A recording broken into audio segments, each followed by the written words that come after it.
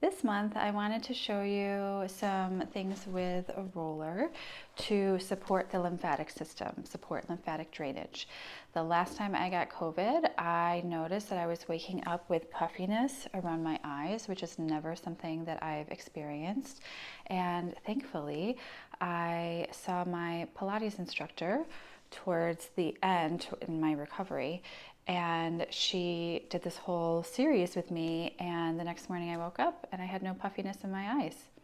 We didn't even touch my face. I'm not a person that's going to spend all that time with gua sha, but doing rolling for my body, absolutely I will do. So I will link this roller in the caption, and I will also link my Pilates instructor because I see her virtually, so it doesn't matter if you're not in New York, you can still work with her. So we're going to lay on your back, and I'm going to give you the Cliff's Notes. So this video isn't 15 minutes long, and you can stay in any of these positions for as long as it takes for your body to relax. So you're going to interlace your fingers behind your head and bring your head back. If this feels like a lot, it's great to put some support underneath your head so the backs of the shoulders can relax. And because the breath really helps with lymphatic flow, we're going to really focus on the breath. So you want to expand on an inhale and let your body relax on an exhale. So you'll stay here as long as you need to. Then you can lift your hips up and roll your spine. So you're moving forward and back. You can do a little curl if you like, you don't have to. Sometimes I like to have my weight in my heels instead of my full feet. And I don't go to the bottom of my ribs, I go just above that.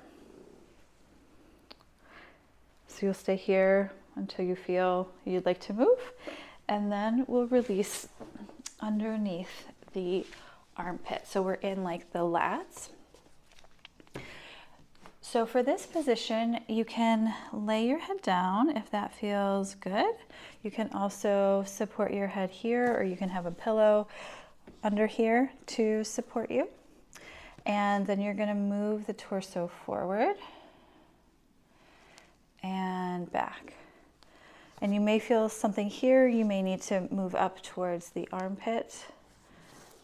So this is very individual to your body, which I love because no two bodies are the same, and you can stay as long as you like.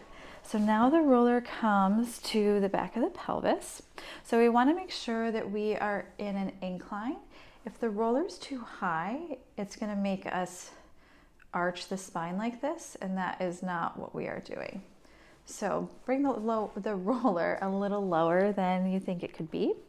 If you have any pinching here, excuse me, or discomfort, that just means that something is out of alignment. And so what you want to do is focus on your breath to try to relax your system so that your bones can go back into place, because your muscles might be holding your bones in weird positions because of tension. So nice deep breath through your belly. And exhale, relax everything. Again, you're going to stay there for as long as you like. Now we're going to cross your right ankle over your left knee, and your hands are going to be behind you to support you, and then bring your knee to the right side. So you're going to get the back outside of your hip, and you can roll. You can be a little lower if you bend your elbows more. You can stop in a spot, take a deep breath.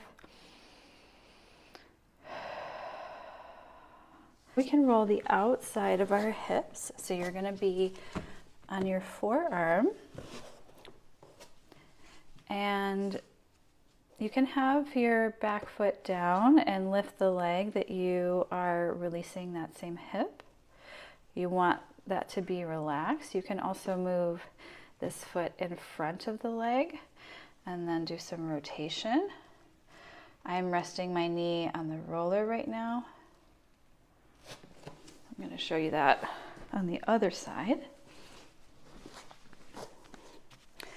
So you can have the leg in the back, this leg lifted. You can have this leg in the front. And then what I did is I rested and I did some more rolling, and that got into some spots that felt good for me. So we can also work on your quads, the front of the thighs. So I like to start with a roller down by my knees, and then we come up and back down. So at first, my feet are off and kind of tense. You want the feet to be as relaxed as possible so that those quads, the muscles that we're trying to release, can also be as relaxed as possible. There. We can also work on the hamstrings.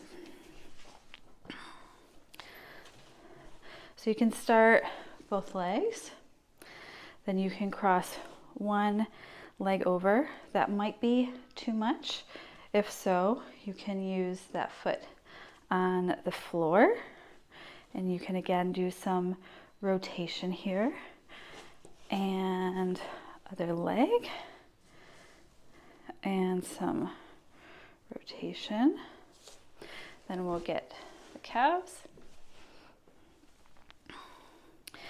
You can cross. If you are a New Yorker and you walk a lot, your calves might be super tense from all that pounding on the asphalt. So you can also have a foot on the roller if this is too much for you. We're wanting your body to relax, and if we push it too hard, it's going to brace against it. So easy does it. So try this out. Stay in these spots as long as you need to in order to feel release, and let me know how it goes.